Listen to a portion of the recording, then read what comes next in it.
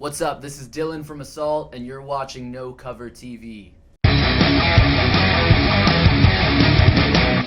right, welcome back. We are here, Basement Sessions number 4, and now in the studio we have Dylan. Dylan is in the thrash band Assault that he founded as the guitar player. Welcome, Dylan. Hello. What's up? It's awesome to have you in the studio. It's so cool to have another nominee.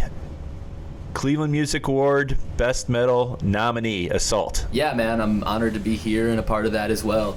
That's so awesome, man. I started hearing about you through actually your parents. Yeah, sounds right. Yeah, and I was like, okay, sure, yeah. This is gonna really be great. Sarcastically, right? Right. You know, I know how it goes. But I was very pleasantly surprised when I heard the band and I heard the music and I heard the name, and paying homage to Metallica, which with your design, I could definitely see that. No, what gave it away? There's no doubt that you are a metal band and definitely a thrash band. So you started in 2014, just when you started picking up guitar. So that was your first band, your first love, and you're continuing on. Yep. Yeah, it was just something that I was passionate about, so it kind of stuck. My best friend Zach and I got real into music in middle school, and you know, it was like one day we're sitting in math class and summer's around the corner. It's like, dude, what are we gonna do? Let's start a band. So we both begged our parents and got guitars, and you know, just sat around and jammed that whole summer.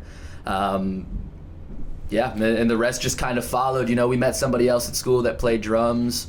We signed up for the high school rock off, and that was the kind of thing that really kick-started it and you know, got us into gear. And then from there, yeah, I don't know what happened, but now I'm sitting in your basement talking with all these cameras. That's pretty cool. That was Barry Gable, right? With yes, the Tri-C. Yeah, he does a wonderful job of putting that on and grooming the next bands. I mean, if you think about it, I guess Gary can groom the next Cleveland Music Award nominees. Here we are, you know. Yeah. The Rock Off was really an awesome experience, especially as a kid, because it was just like, you show up and there's all of these people and all of your friends and family there, and they give you a backstage pass and you get to go places people can't go, and you just feel like $1,000,000. It was a ton of fun, but also in a lot of ways a great learning experience, because it really shows you, okay, when you're getting on stage, you got to be quick, and like, this is how you talk to the sound guy, and this is how you talk to your light guy, and this is how you talk to the stage guy, and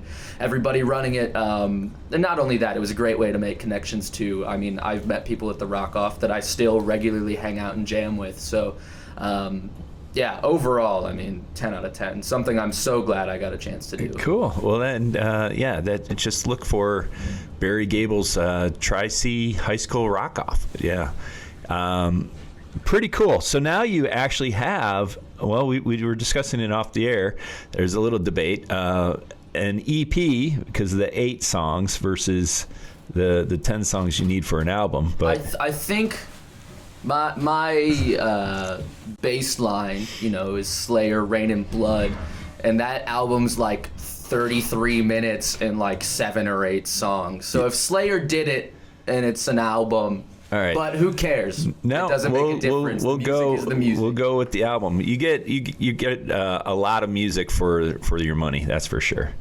That's the value that you bring to it. Plus, you got some killer stickers that you throw in there. I love the stickers, man. It reminded me back in the day. It's like nobody does that anymore. Yeah. And what's really cool is you brought it back. So it's free advertising. You know, I hand those things out everywhere. I'll stick them places I shouldn't, and you know, especially when they're eye-catching and cool. The Fireball one. The Fireball one is gonna get me a cease and desist. Yeah, but that one's killer. That one's killer. Yep. It's, you know, Cleveland metal. You know. Yep, it does the job. Yeah. You know. Well, you'll know it. All right, so you've got obviously a background where you look towards Slayer, Pantera, Sepultura. Out of all of those guys, which one reigns king? Metallica. Obviously. That was just, there's something about that band that is just untouchable to me. I don't know. Actually, maybe Pantera might take the cake, but I'll never see Pantera live. Yeah. Metallica, though, I mean, I've seen them twice and I cried both times. So wow. it's just, yeah, man, it's just something that's so powerful about that music that, I don't know if it's nostalgia at this point or if it's really that good or whatever, but it really hits home for me, man. They're really that good. Yeah, they definitely really are that good. So, all right, so the new album's called The Blind Eye. Yes, that is it. And that's one of the tracks or one of the lyrics. Yes, all three. It's the second track on the album. Okay. Yes. Cool. And then what came about with that song? As far as like how it developed? Yeah, how to develop, yeah. We wrote that song when the old guitar player Connor was in the band. He had a lot to do with the riffs and stuff. It was one of those things where it was like we picked him up from school and, we would always go down to his house and jam in the basement for hours and, just be morons. But that song came together sometime around then in like 2018.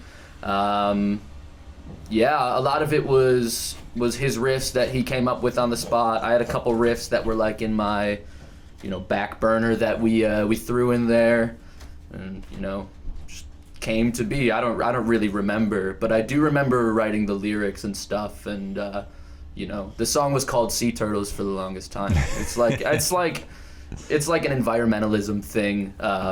It's pretty cut and dry what it's about if you listen to the lyrics. But yeah, Sea Turtles was the working title for that song. Interesting.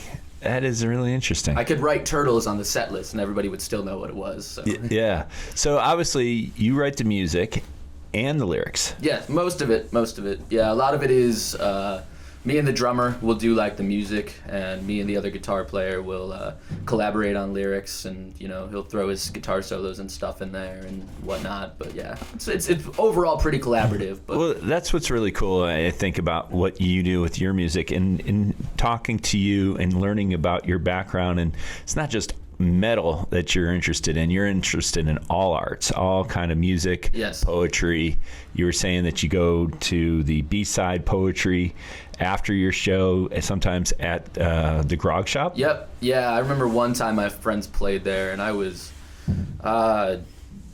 feeling good. It was a long night, and I went down there, and me and one of my friends caught the tail end of some poetry act. I couldn't tell you what it was, but I had a blast. It was really cool, and it seems like they're always doing something, really interesting down there. I just kind of have lately not so much a taste for specifically music or metal in general, but art as a whole. But usually it comes back to music. That's just what resonates with me the most. So it's always fun to be able to see other people do their thing and see how they interpret the world. And it's honestly really inspiring to, hear other people's perspectives, and it makes you go, oh, well, maybe I could think about it like that. And then it shows up in your stuff 3 months later. That's really mature for such a young guy to think that way. I'm just thinking, man. Yeah.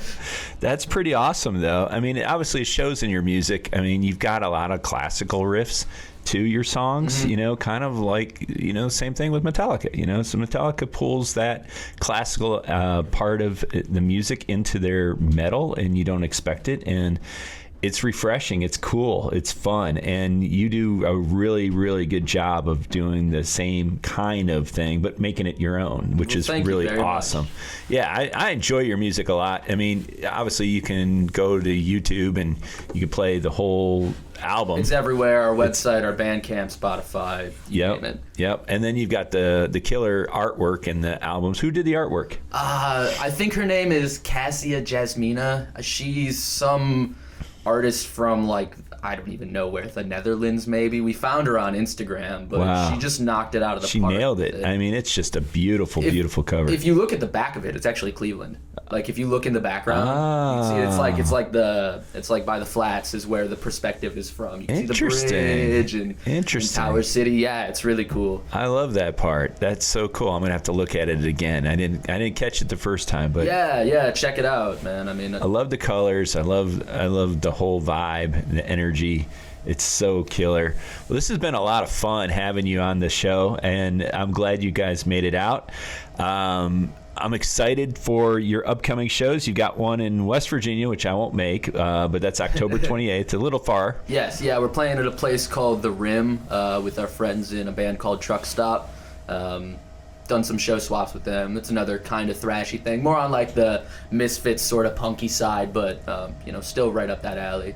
Fun. That's got to be fun to travel. And then yeah, man. December 30th, the Grog Shop. Are you bringing those guys back to the Grog Shop? I think we are actually. Yep, Truck Stop will be there with us. I'm in the works on a couple other bands right now, but the Grog Shop shows are always amazing. So that's definitely one to put on your calendar. Very cool. So before I let you go, look into the camera, tell everybody your socials, how they can find you, all that good stuff. You can find me personally at Dylan.Andras, DYLAN.ANDRAS. You can check out Assault at Assault CLE, as in Cleveland, literally anywhere. That's our website too, www.assaultcle.com. Am I missing anything? No, you're good. Okay. Yeah. You're good. All right. Awesome. Well, thank you so much. It's been awesome having you. Yeah, thanks for having me.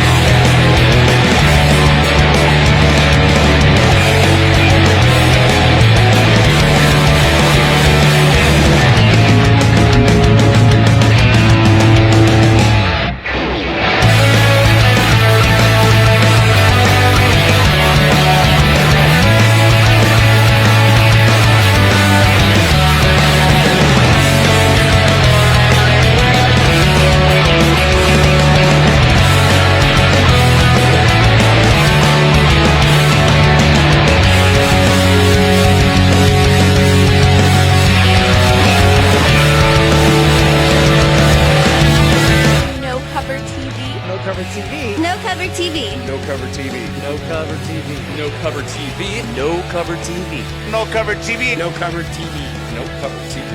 No cover TV. No cover TV.